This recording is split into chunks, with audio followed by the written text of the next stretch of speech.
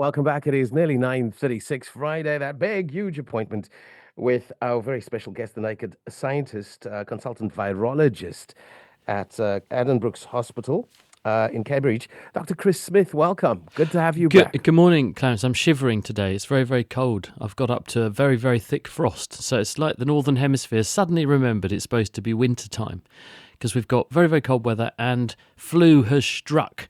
So we're seeing one of our fastest accelerating flu seasons in the UK that I think we've ever had since records began. And as I say, it's suddenly remembered it's supposed to be cold. So a stark reminder that winter is upon us and almost Christmas as well. The first show that we've had in December of this year. Tis true. And a beautiful day in the mother city, of course, and some niggly little coughs on the side. And I'm not talking about in the studio, but around the country as well. So I don't know where that comes from. Lots of very interesting questions. We've just come out of a news bulletin, Chris, a news bulletin that spoke about deaths, and we speak about it annually. We're talking about circumcision deaths, essentially. It's a ritual among certain cultural communities. It culminates with a circumcision that is not necessarily done by a medical professional. A question related to that topic that came through in the news bulletin. Let's take a listen. Good morning, Dr. Chris. Please help us understand what causes this death at these initiation schools. Like, what are the risks involved in circumcision, especially if not done in a medical facility? Right, okay. Well, first of all, I'm very sorry to hear about this. And for the people that do end up losing loved ones, terrible thing to happen to them. And I'm really, really sorry. And my thoughts are with them. This is one of the most widely practiced procedures medically around the whole world. It's also one of the most ancient. The other major surgical procedure that we do a lot of is cataract surgery, which is also ancient. It goes back maybe even thousands of years, cataract surgery, where you pop out the lens from an eye which has become cloudy so a person can see clearly again. So a very ancient procedure, but that doesn't necessarily mean in the wrong hands it's a safe one. Many, many millions of circumcisions are done around the world perfectly safely every year. And this procedure does have benefits for certain groups. And this is because it can reduce the risk of infection. But therein lies the problem, that when you do the procedure, if you are not very, very careful, you can introduce infection. And it is important with any medical procedure that we are very careful, that we operate cleanly, and that we don't place the person at risk either from the instrumentation we use, the instruments that themselves could carry an infection, but also when you breach the skin, you are opening a barrier, effectively a shield, to the outside world. And the groin area is a dirty bit of the body. And what we mean by that is that there's naturally a lot of bacteria there already, which if you breach your natural defences, find it easier to get in. So it is really important with any of these kinds of things that we don't open up a portal of infection. And that's what often happens. Many people who have complications usually get overwhelming infection and sepsis, because once bugs go in, then they can spread everywhere else in the body and they set up a very powerful cycle of inflammation which causes sepsis and shock. And this is often why people pass away. There are also some other consequences. Sometimes in some people there can be bleeding, and bleeding, if it's not properly controlled, can lead to catastrophic blood loss, and that can cause a different kind of shock, but it amounts to the same thing. The body struggles to supply the needs of your normal tissues, and as a result, you can end up in a very extreme situation and sometimes pass away.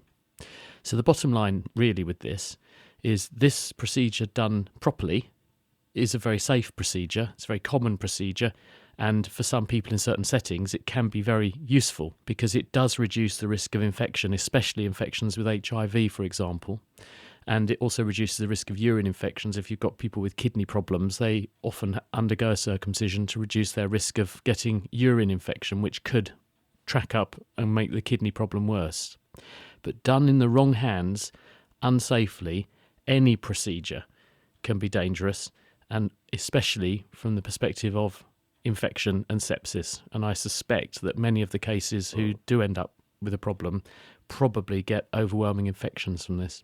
Yeah. A question from Marge, very interesting question. I've heard that while we use general anesthesia every day in hospitals, scientists actually don't strictly understand how it switches off consciousness. Is it true that we are just guessing, or do we finally know the mechanism? No, Marge, you're quite right. We don't really know how it works. And part of the reason we don't know how it works is because we don't know how consciousness works. Therefore, we're turning something off that we don't understand, and therefore we can't say that we understand how we've turned off something we don't understand. We just know it works. And what we believe happens, and tests, obviously, you can test these things, and we can test at the level of small groups of nerve cells, but we've no idea how those assemblages of nerve cells, by talking to each other, translate into the perception and the experience that we call consciousness.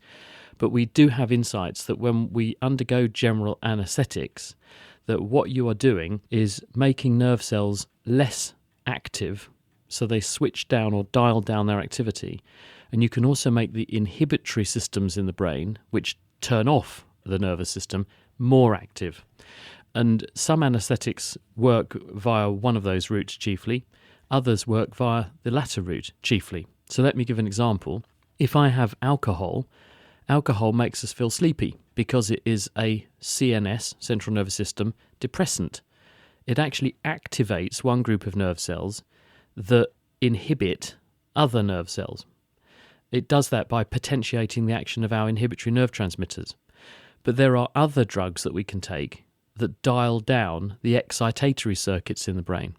And some general anaesthetics might well do both. But we don't know exactly how changing the activity of discrete bits of the nervous system via these agents translates into an unconscious state that's reversible, because once the stuff washes out, and the way most of these anaesthetic agents work is that they go in, often they're inhaled or injected into the bloodstream, because the brain has a really high blood flow. About 15% of all of the blood being pumped through your body is pumped through your brain. And because the brain has such a high blood flow, anything in the bloodstream, from either breathing it in or injecting it, goes straight into your brain. Any chemicals in the blood, therefore, move very quickly into the brain tissue, and most of these chemicals are very good at dissolving in fat.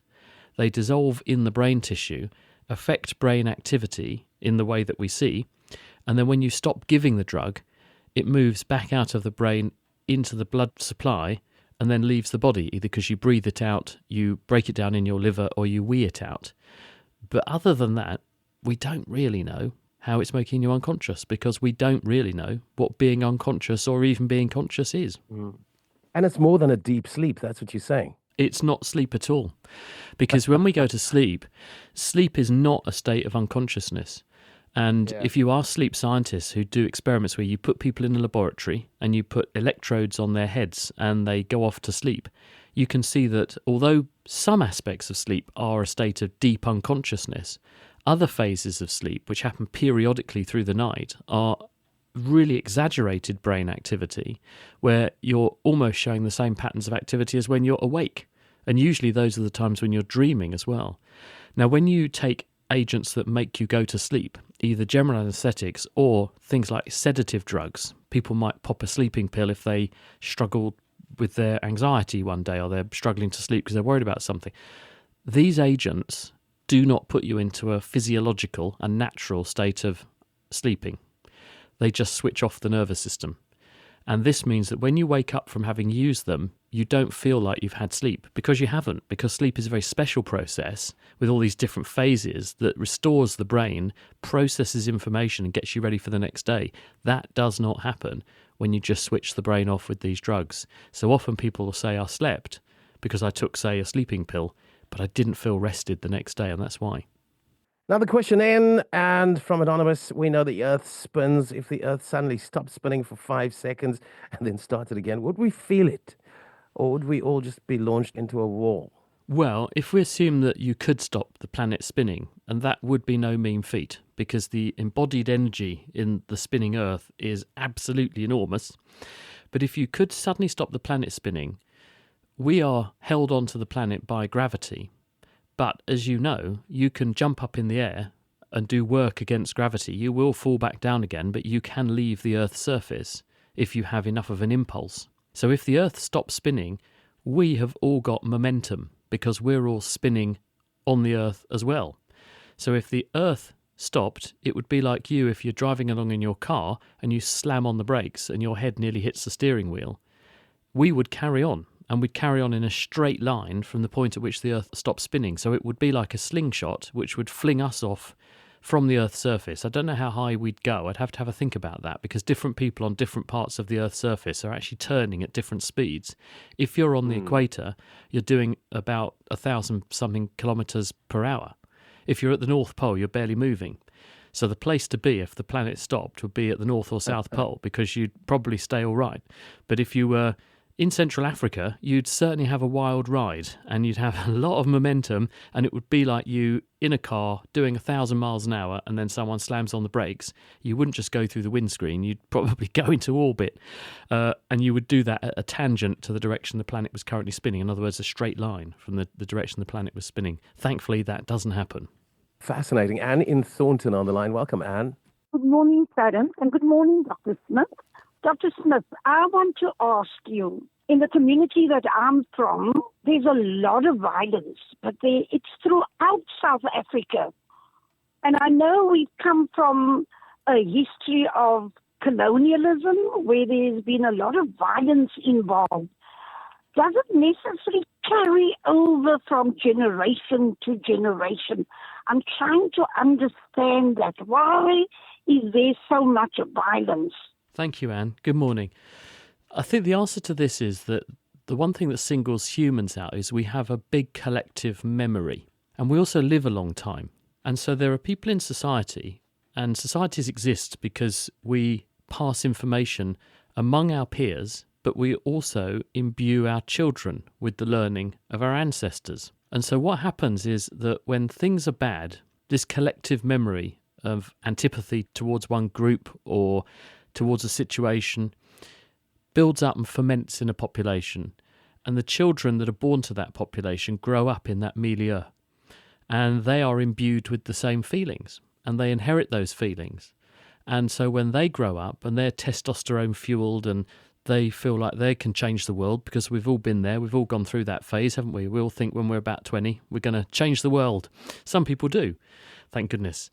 But that means that it passes into the next generation. And then by the time you get a bit older and a bit wiser, and you think maybe that isn't the best way of doing it, by then people don't listen to you anymore because they're too busy listening to the people who've got the loudest voices. So it takes time for things to settle down. And this is why sometimes having intermediates and so on to come in and set up some kind of compromise and terms that can be agreed upon, and then slowly things simmer down. And if you ever go to a conflict management class, the first thing they say to you is, in any situation where people get wound up, walk away, let off steam, chill out, take a break. Because you say things at the spur of the moment, or you do things on the spur of the moment which you regret later. Because usually they have an escalatory effect, not a mollifying effect.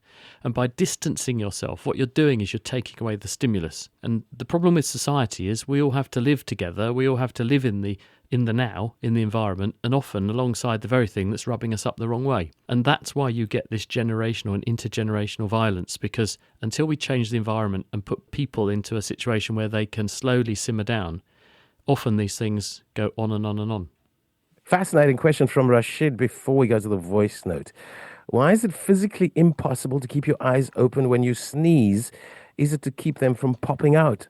Well, it isn't, and I can say this from experience because I tried it. I'm a great believer in empirical test and study, so I actually did the experiment, and I did it for good reason. I was driving, and I didn't want to shut my eyes because I wouldn't be able to see the road. So I forced myself to keep my eyes open, and you can overwhelm the strong instinct to squint down your eyes when you sneeze. Now, why we actually do this is nothing to do with your eyeballs popping out, because your eyes are held into their eye sockets by a number of muscles. There are the extraocular muscles that insert onto the eyeball and to the back of your eye socket, and they move your eye around. And they don't let go just because you sneeze. So your eye won't pop out, firstly, because there are muscles there, and secondly, because there's nothing to push the eyeballs out. So why do we screw up our eyes when we sneeze? Well, the reason is that your eyes are connected to your nose via a small duct, your nasolacrimal duct, whose job it is to drain away tears. We produce tears that keep our eyes clean and lubricated, but if we had nowhere for the tears to go, they'd be running down our face like we were permanently crying. Instead, you have this small opening on the inner part of the eyelids, close to the nose. It's called the puncta, and if you look on your lower eyelid, you'll see a little black dot close to your nose. That's the plug hole for tears, and it drains into the nasolacrimal duct, which then goes down to your nose. Now, when you sneeze, you massively increase the flow of air through the nose in the outward direction. Very high pressure in a sudden wave. If you didn't squint your eyes, which has the effect of squeezing that punctum shut, all the muck from your nose would be blown up your nasolacrimal duct and splurge out into your eyes, and that wouldn't be very nice. We were talking about infections earlier and things being in the wrong place, bugs getting where they shouldn't. Well, this would blow lots of muck from your nose up your nasolacrimal duct and into your eyes, possibly blocking the duct, possibly giving you an infection. So instead, you screw up your eyes by reflex, which closes the duct, which means it's much harder for stuff to reflux the wrong way, and the sneeze does not fill your eyes with snot, which is a good thing. Patsy, please ask the Naked Scientist, if one takes antibiotics 3 times a day, what is the point of taking probiotics 2 hours after the antibiotics? It's a very good point, and it's something that doctors are becoming much more aware of, which is the impact. And we've just had World Antibiotic Awareness Week, where we're thinking about the effect that antibiotics have, not just on the bad bacteria that we want to kill to get rid of an infection, but on the good bacteria that live alongside us perfectly harmlessly and are our friends, and without which we're less healthy. And it's a fact that there are something like 37 trillion cells in an adult human. And there are certainly that number, if not double that number, of bacteria that live on us and in us. And when we take antibiotics, most antibiotics that we use are quite broad spectrum. And what that means is that they don't just kill one narrow group of bacteria, they kill multiple groups of bacteria. Which means when you take the antibiotic, you will kill, or at least you will strongly suppress, a very large number of your friendly bacteria, your microbiome, that you rely on because it keeps your food safe, secretes various chemicals into your bloodstream, which actually other organs rely on those signals for various reasons, and we're only just beginning to learn this. And so when you get side effects of antibiotics, because you often do, people will get diarrhea, they'll feel sick. This is often because of perturbation of your microbiome. And that takes time to recover afterwards. And so probiotics, which are combinations of bacteria in food to replace some of the ones you've lost, can help to restore the balance. But you're quite right to say, well, if I take this down at the same time as antibiotics, am I not just going to kill off the things I'm taking? And the answer is you quite possibly should.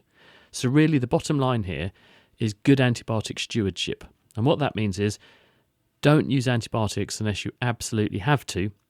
When you do use them, use the ones that are tailor-made, the right antibiotic for the right infection, not a broad spectrum antibiotic that will kill more things than it has to.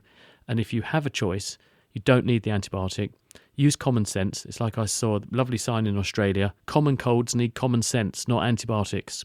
Most things are viral infections. If you've got a runny nose and a cough and feel a bit snotty, 90+% of the time that's a virus. There are some bacterial infections that do present like that, but not very many.